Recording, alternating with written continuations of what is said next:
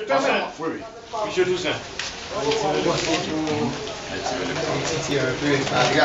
Ouais. Maintenant, vraiment pour harmoniser tout ça, est-ce que c'est pas mieux de passer par la DINEPA? Parce que la DINEPA fait déjà la distribution de ces produits-là. Donc, on ne veut pas qu'il y ait plusieurs entités qui distribuent des produits qui sont vraiment sont différents, des produits différents. Parce que l'utilisation, c'est pas. Il faut quand même qu'il y ait, comme l'a dit ministère sans frontières tout à l'heure, une formation pour l'utilisation de ces produits. Donc, est-ce que c'est à Haïti? Non, Haïti Relief Fund. On peut passer par la DINEPA pour qu'on puisse harmoniser tout ça avec la mairie. Bien sûr, avec la mairie, on va faire ce que mieux. Est-ce que vous avez un échantillon avec vous? Bien sûr. Ok, donc après la réunion, on peut faire une prise de contact rapide avec l'ingénieur Toussaint, avec la mairie, avec le MSPP. L'ingénieur Toussaint, qui est spécialiste technique, peut rapidement valider le produit ou bien les utilisations du produit. Et puis on peut faire la feuille de route pour savoir comment on avance là. Ok. Merci M. Tertus. Avec plaisir. D'accord. Adra avec quelque chose à ajouter? Oui. Non.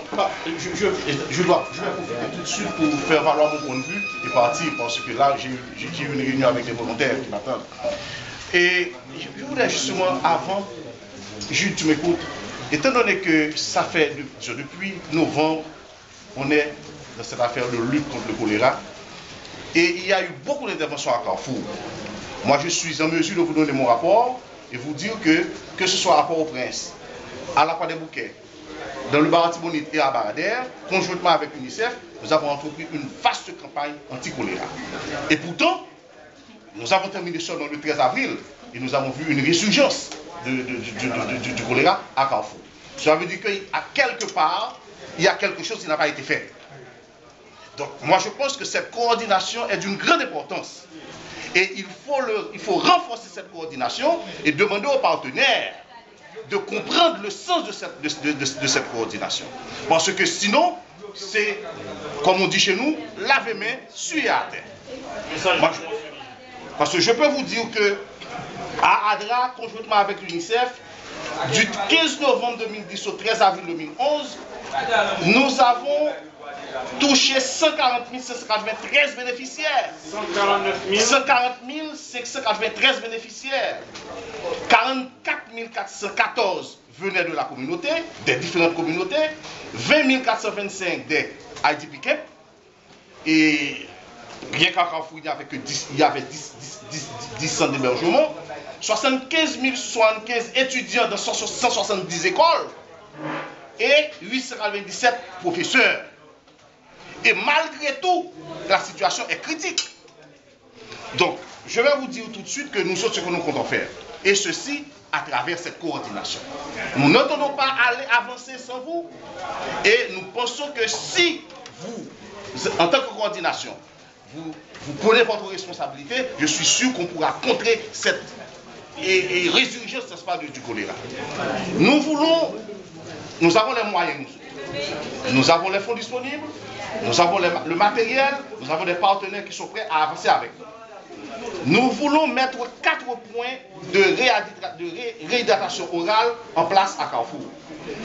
Nous avions pensé dans ce premier temps à Chodo, Dikini, Bois-Djout et Fontamara. Mais Chodo, Dikini, Bois-Djout et Fontamara. Mais c'est à vous de nous dire où est-ce que vous aimeriez que nous allions. Nous avons seulement proposé ces zones. Vous êtes la coordination, Dikini et Bois-Djout. Et le PRO. Oui, d'accord. Point de réhydratation orale. Alors, voici comment nous organisons les points, nous autres. Nous avons pensé à 5 moniteurs par point et une infirmière. Ah, mais c'est pas le PRO, là. Ouais. C'est pas le PRO. Excusez-moi. Nous organisons nos points de distribution de certaines manières. Moniteurs et une infirmière. Ce que nous avons dans chaque PRO, c'est une station de lavage de mains avec des reines fraîches que nous avons. Reines fraîches. Reines fraîches, oui, c'est une unité de potabilisation d'eau. De filtration d'eau. Nous distribuons dans ces points des matériels et des produits. Dans chaque point de station de l'arrêt de mer, à partir d'un appareil que nous appelons Rain Fresh. C'est comme celui qui est à l'université Atlantique. Oui, exactement. On avait visité une fois, n'est-ce pas? Très bien. C'est ça? Oui, c'est ça. C'est ça, très bien. Ensuite, on fait le 45 lignes et on fait la réhydratation orale. Oui, très bien. Non, des conseils. Guide. Oui, très bien. Dans chaque point de distribution, dans chaque point de réhydratation orale, nous aurons 10 000 sachets d'ORS, 1000 flyers, 50 posters et 10 000 aquatables. 10 000 sachets ORS. 10 000 ORS, 100 affiches. 1000 flyers, 50 posters et 10 000 aquatables. 50 affiches. 10 000 sachets. Combien aquatables? Flyers, combien aquatables? Et pour aquatables, nous avons 10 000 aquatables. Par point de distribution. Alors par point de réhydratation. Très bien, mais nous en avons 4. Nous voulons en avoir 4. Très bien. Et nous payons, n'est-ce pas, nos infirmières, nous payons, n'est-ce pas, nos moniteurs. 24 heures sur 24? 24 heures sur 24. Et vous gardez les cas sévères, vous gérez tout, vous avez des accès? Non, nous y arrivons. Non, uniquement des points de réhydratation. Et nous avons, vous allez voir, nous avons une ambulance pour les cas, n'est-ce pas, les cas sévères, nous allons les référer au CTC. D'accord, je continue.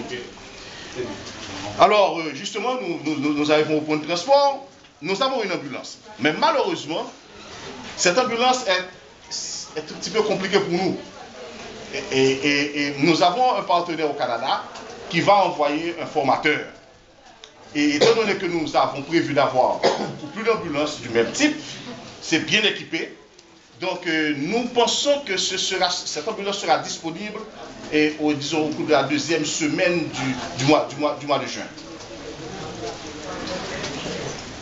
Le moniteur, disons, la personne, le technicien vient la semaine prochaine pour la formation. Et nous pensons que la mairie peut nous aider en matière de carburant ou il y a un autre partenaire pour l'ambulance. Nous sollicitons cette aide.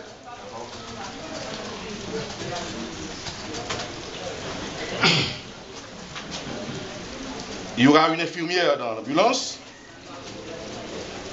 et 2 moniteurs pour les premiers soins, la réhydratation, etc. avant d'arriver, n'est-ce pas, au CTC. Ça, c'est pour le transport des patients. Support ou appui, n'est-ce pas, au transport. Nous avons aussi un aspect mobilisation et sensibilisation. Le département de mobilisation communautaire à ADRA est responsable de cet aspect. Nous avons 50 volontaires. Alors disons 100, mais 50 pour cet aspect.